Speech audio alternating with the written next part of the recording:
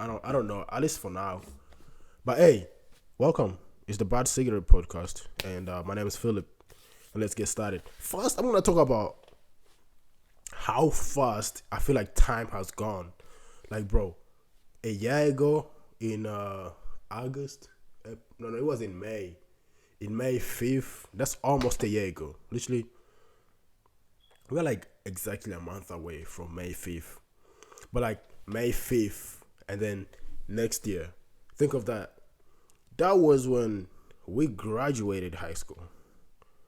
People my age, no, people that I went to school with, that's when we graduated high school. That's when literally my whole senior class, like everybody that I knew from school, not like everybody that I knew, but like everybody that was in my class graduated high school. It's been a year ago. And I wonder how everybody's doing. I feel like for me, I'm not complaining too much. I hope everybody's doing fine. My friend Lavi today sent me a Facebook. No, not a Facebook. Facebook is for old people. Respectfully, my friend sent me a picture of me on my graduation. It took me back in memory, like memory wise. And I remember, and I just got reminded about it that it's been a while ago. It's been a year, and it doesn't feel like that long ago. And whoever is graduating this year, dude, good luck, bro. Good luck. Welcome to the real world, where you don't have homework, but you got shit to do. It may not be homework, but it's still something to do. I feel like everybody always has something to do. You can be like, oh, today I'm not gonna do anything. I'm just gonna stay in bed, just chill. But there's always something to do. You either have work, have to clean your room, have to do something fun, have to go out with your friends. There's always something to do. And I feel like that's how it has been, ever since graduation. Just doing things, just doing and doing and doing and doing.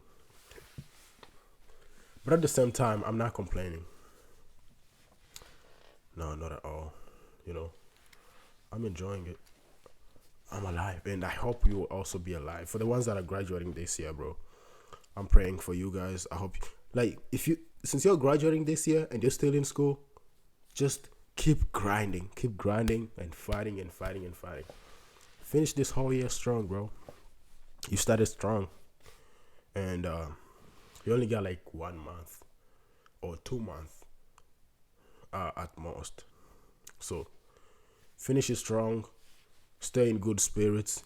Talk to your counselors about colleges, trade schools, and opportunities after high school. I feel like the best decision you can ever make in school as a high schooler that's getting ready to graduate is making a good relationship with your counselor, because the closer you are to them, the more likely they are to tell you to sit down with you and have an actual personal conversation. Yeah, be friends with your nanny, with your counselor. They'll help you a lot. A lot. A lot. Let me adjust this camera. My hands look big. My hands look long. Anyways, yeah. Make a good relationship with your counselor. They will give you all the advice that they probably have, because they get the information from the elites. They know everything, because that's literally what they get paid to do. So if you don't have a good relationship with your counselor, they only gonna talk to you when they need to talk to you. Maybe they're gonna pass by you sitting in the comments or in the veranda at your school somewhere, talking to your friends or your friends that you trying to fit into. They'll be like, hey, did you do this? Did you do that? Just making sure that you have everything. But if they know you personally, they're gonna ask you if you did what you need to do, and then also give you some more information of bro, just be friends with your counselor, with your school counselor. Be close to them. Ask any questions that you need to ask, and that's gonna affect how you choose your school, or how you decide on what you want to do after high school. And they can like, they know people, they know so many people, they can connect you to somebody that can better help you if they cannot help you. And that's literally the advice that I could give to somebody that's getting ready to get out of high school. Yeah. um Talking about life, let's just speak about life after high school. After high school, I started working, and then also I went to school. I'm going to trade school now. But I remember after graduating, my counselor connected me with these people, and we went to this job. I think it was a job fair, application fair. But like, it wasn't kind of weird. But like, think of a carnival, or an amusement park, or a fair, but like for people that are just looking for opportunities. You know, think of that ride, the roller coaster, the merry-go-round, and then think of that as somebody that's just offering a job to anybody that needs it or wants it. That's where my counselor took us, like all of us, in a big old bus. And when we got there, I met these incredible people. They had this incredible pest control company, and started working with them. And that was before I actually graduated high school, like a month at least before I graduated high school. And now I'm still working with them, and I'm still going to school. So that's all thanks to my counselor, and the people that she knew and stuff like that. So dude, just speak to your counselor, 24/7, counselor. That's the word of the day. But yeah, anyways, let me speak about my experience doing pest control. Bro, what? I didn't know. There's so many things that I found out when while doing pest control that I would never had known. And one thing that I noticed, and still noticed even now, since I'm still doing pest control, is the amount of, like, the gap between. Uh, I feel like this is a big shift in this conversation, because I started about school and now I'm going towards these weird things. But if like, the first thing I noticed when I started doing pest control was the gap between rich people and poor people. Dude, I would go to somebody's house to do a pest control service, and they were like in a gigantic house, huge house, close to a lake. There's a dock somewhere where they put their boats and stuff like that. And then at the end of the day, I would go to somebody else's house, and it wouldn't even be, dude. Sometimes it's not even a house. Sometimes it's like a camper, or I don't know, something like that. And I used to like get back in my truck and sit down and just think about it. Like, don't get me wrong. Do not get me wrong at all. Cause like, I am all for working hard and making your own money and building your own future. And I think that if you have money and you worked hard for it, nobody should tell you what to do with it. Yeah, that's what I think. You can do, if you make good money or whatever. Like, you can do whatever the fuck you want for it, like you want with it. No, because like, that doesn't mean that the government will try to come and take it. You know. But yeah, I'm all for working hard and building your own wealth and treating your family the best way you can. Just, I don't know.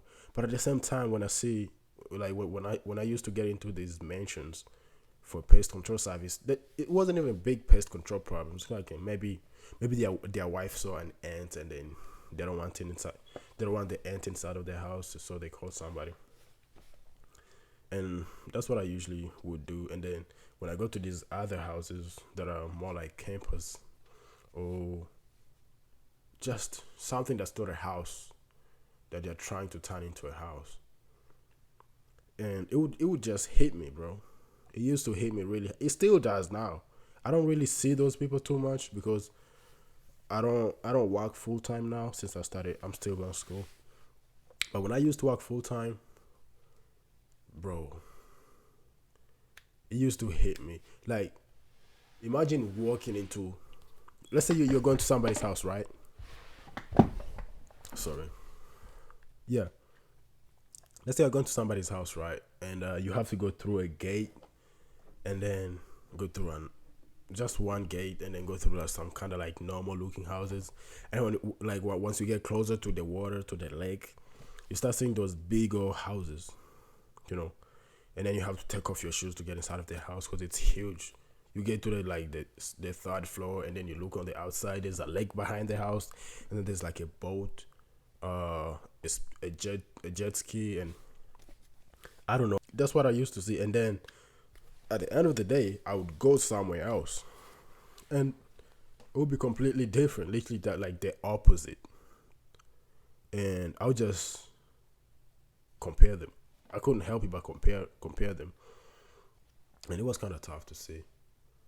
So yeah, that's one of the things that I learned doing pest control. I I felt like I was somewhere where I can see both rich people and poor people and how they live on a personal level because I was going I still do like go inside houses and inside of the rich person of a rich person's house and the inside of a regular person's house and the inside of a completely not rich and not regular person's house and there's it just told me that there's a lot to learn there and not everybody has it together. You just gotta keep going, bro. You gotta keep working, you gotta keep going. And at the end of the day, I feel like it's always gonna stay like that because if it wasn't gonna always stay like that, it could have already been fixed. The gap between rich people and poor people could have already been fixed. I don't know if it's only getting bigger or if it's only getting smaller, but hey, I see. I just yeah, it just made me think too much. You know what I mean? Yeah. Like one positive thing about pest control. So that's one thing that I learned about pest control. And one thing that I like about doing pest control is the fact that I get to see people's weird, not like weird, but like cute pets. Like a few days ago, I saw somebody with a like an opossum as a pet. Who could have known? Not me. I didn't know what an opossums can be a pet. Not once, not ever. I have never thought of opossums being pets. No, nothing like that. And it was a cute pet, stuff like that. And other times I get to go to like somewhere on the countryside. I get to see cows. So I don't know. Everybody have different things that they like, but for me, I like things that anything in the farm is just literally. I keep moving this seat. It's not a good idea. Like anything in the farm is something that I like. Cows, goats, sheep, not sheeps. No, sheeps, whatever. Anyways, uh, chickens, turkeys, bro. I just don't know about. I just don't know like what is it, but like farms are just like, really cool places. I just get to see different things at different times, and I get to meet like really interesting people. Some of them are talkative, some of them are not, some of them are nice, some of them are not, some of them are not nice, some of them are just normal folks, normal young people who are very inspiring. They tell me their stories. I tell them my stories, and I mean we just coexist, and all that because something pest control. Also, I'm not promoting pest control. I'm not saying you should go and do pest control too, but I'm just saying this is my experience in it. Also, it depends on who you're working for too. Not every pest control is good. Maybe I'm lying because I've only worked for one and I've never researched any other pest control companies and how they operate. So don't listen to me. Don't take that from me. But anyways, what should we talk about? Let us talk about Fashion. I don't know anything about fashion. My drip is never on point. Maybe not never. Sometimes on point. Sometimes my drip is on point. But hey, I can't say that I'm one of those people who dress really, really, really nice. Dress to impress or dress to depress or anything like that. No, I'm not one of them. Do I wish I was? I don't know. I think I'm just cool the way I am. But yeah, like for the past when I was young, literally fashion was so different. Like a girl could not wear pants. I remember like really, really well. When I was young, if you was a girl and you wear pants, people would start thinking that you're I don't know. I don't say the word. But hey, people didn't see you, didn't like look at you in a good way. And then as time went by, I started seeing like girls wearing pants being more accepted where I grew up. And before you knew it, every girl was wearing pants, you know. And then like it was so weird. It was so strict. Some of them was because of their religion and stuff like that. Because I remember some people didn't like putting in earrings, painting their nails. Literally here in America, every girl has some kind of nail modification. I don't know if that's the right word, but like when I was young, growing up in Africa, that was not that was not something that people used to see a lot or people like to see. I don't know, but now it's like much better, I believe, and I'm happy for that. So that's just a little fashion speech from back then when I was. How old was I back then? So young. But hey, I don't know, bro. I feel like I've watched fashion shows, not like live fashion shows, but I've tried to like sit down and watch fashion videos, and some of these clothes are just kind of very interesting because I feel like some of them are unwearable. I don't know if fashion shows are like the way that fashion designers show what the future fashion trends might look like, or if they are actually showing things that they want people to buy. Because some of the things that they show are just almost unwearable for like a regular person to wear, and some of these models that they use, they only wear these things on like on runways. I respect that because some of them are just weird and long as fuck. There's this I don't know exactly what fashion designer it was or what brand it was, but it was this T-shirt that was like crocheted, and they grabbed two strings off of that nani the hoodie, and they tied it somewhere. And this model, every time he was walking, the T-shirt was almost undoing itself, or like unstitching, not unstitching, uncrocheting itself or untying itself, whatever you want to say. And like by the time he went like past the camera that was taking a picture of him. He didn't have any T-shirt on, and I think that's cool. But like my question is, do you really expect people to wear that, or are you trying to show that that is something that's possible to make? Also, I understand the artistic expression within fashion, but from what I understand for now, at least, or from what I thought or and think, is that fashion was like exactly something that people should wear, or I don't know. I just thought it was like something about people wearing clothes or people showing